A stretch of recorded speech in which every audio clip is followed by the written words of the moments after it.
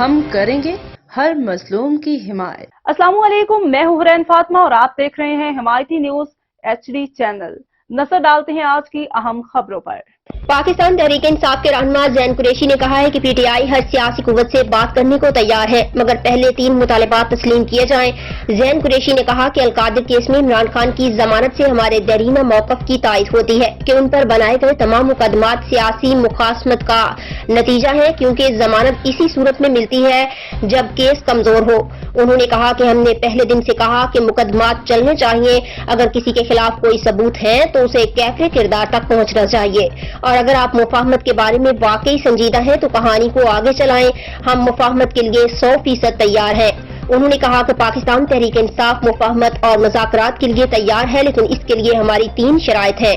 ہر کسی کو اپنی شرائط رکھنے کا حق حاصل ہے، ہماری بھی اپنی شرائط ہیں۔ انہوں نے کہا کہ مذاکرات اور مفاہمت کے لیے ہماری شرط ہے کہ پاکستان تحریک انصاف کے اسیر کارکنان اور قائدین کو رہا کیا جائے، 9 مئی کے واقعات اور 8 فروری کے عام انتخابات میں دھاندلی سے متعلق کمیشن بنائے جائیں اور ہمارا چوری شدہ مینڈیٹ ہمیں لوٹا دیا جائے، تو ہم ہر کسی سے بات کرنے کے لیے تیار ہیں۔